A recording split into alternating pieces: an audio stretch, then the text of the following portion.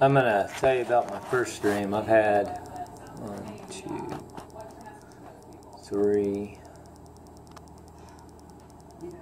then 4, 5. I estimate about 10 to 12 dreams over the last 7 years. In fact, how I came to know Christ was through a dream that I knew for certain was from Christ. So I submitted to this dream and accepted it as the whole truth and nothing but the truth, and decided to investigate what it meant to be a Christian. I was an alcoholic.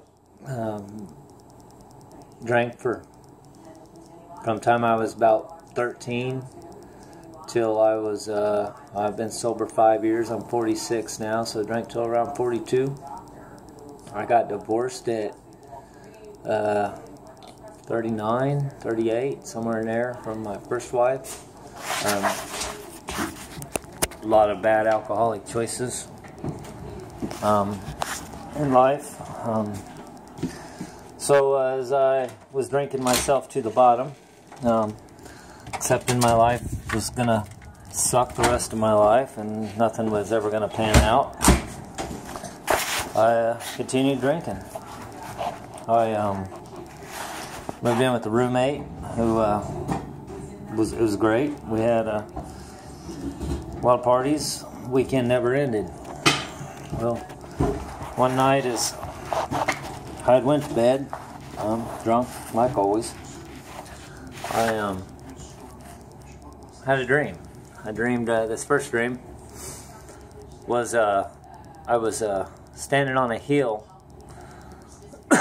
There was grass and vegetation and rocks and such. It looked just like Earth. There were many people in this line, and we were on what I call just a footpath. I mean, there was the grass had been worn away from the earth, and it was just a dirt path. And there were 100 people in this line, and it was kind of going up a hill. And as I was looking around at the sky, I noticed a great big construction project in the background. It was a great big, massive, tall wall that went, it seemed like forever, in one direction and the other. And the amazing part about it was still under construction. It was there was scaffolding everywhere, and you could look up there and see thousands of people working on this wall. And so I just kept kind of watching the construction project go on, and couldn't quite tell where I was going or even where I'd been, but I just knew I was in this line.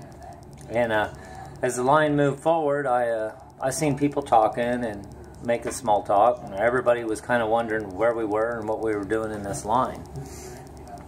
And so I thought, well, actually I didn't have any thoughts. I couldn't figure it out. So I got down up the hill a little bit, and I saw a tent. And that seemed to be where people were going inside this tent, and that must be where we get information on what we're doing in line and where we're going. So when it was my turn to come up to the tent, they informed me that I had passed away. They informed me that I was dead, and that I was in heaven, and they gave me some paperwork. It looked like regular paperwork, and told me to continue on down the path, and they gave me this address, this building.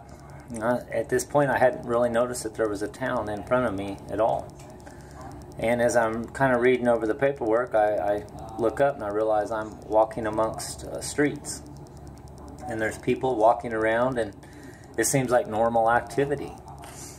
And I go to the address that was on my piece of paper, and I go in, and it looked kind of similar to a lobby.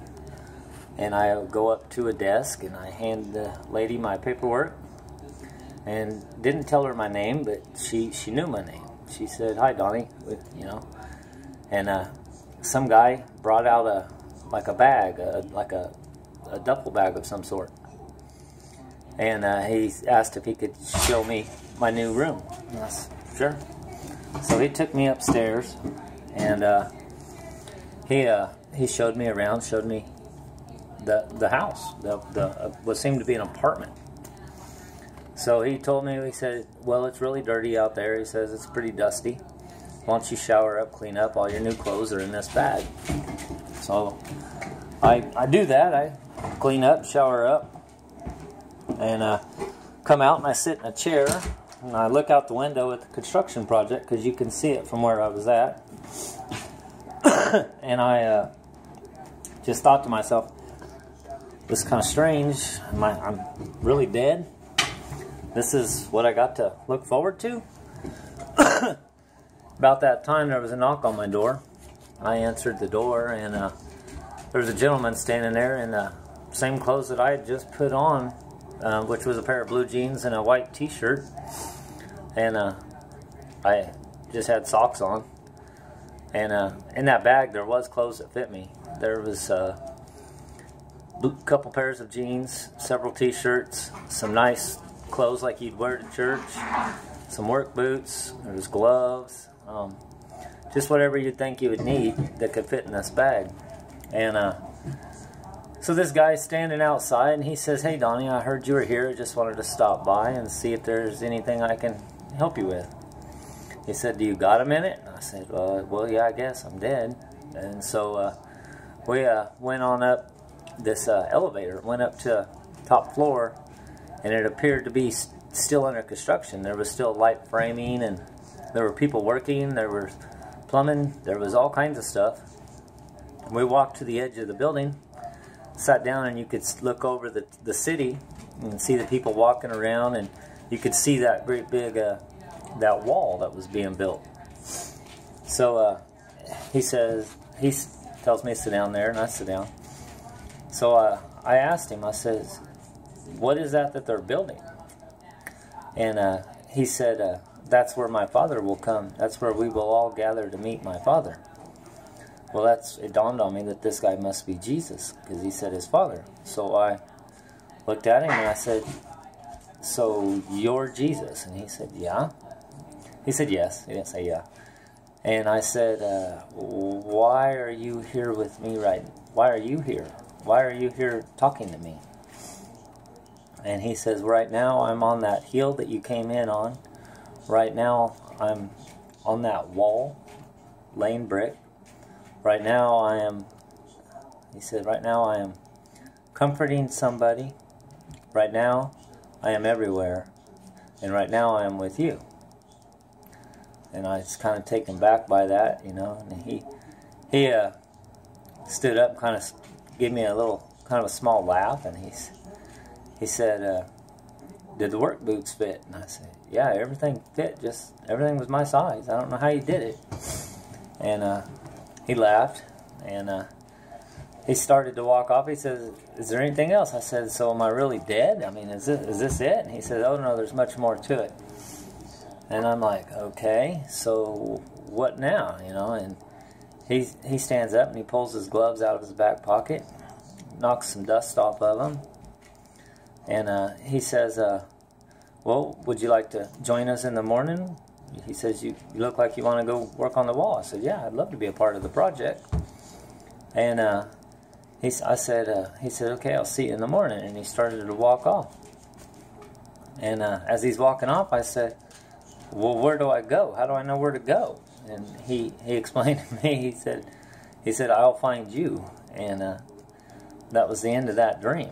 And that's how I woke up, went into my roommate's room. I said, hey man, I just had this weird dream.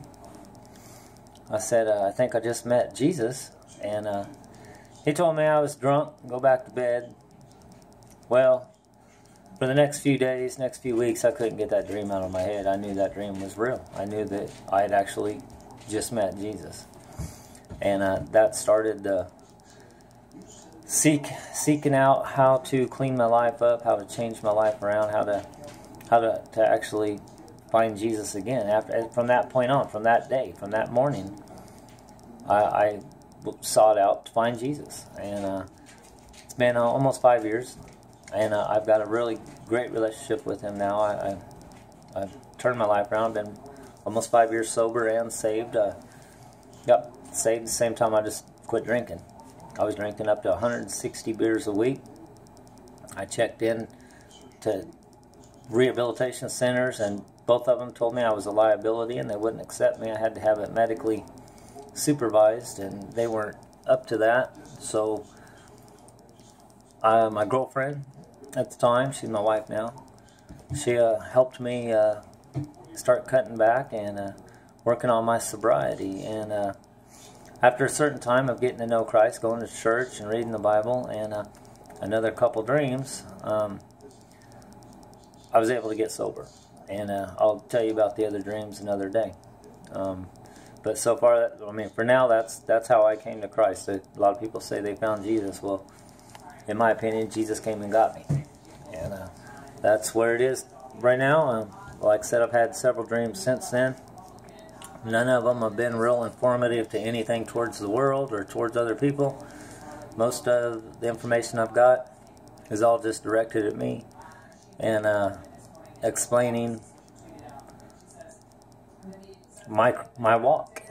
And I just try to be obedient to it and to learn from it and to apply what I've got. And here lately, some of the dreams have gotten a little bit more informative and a little stranger.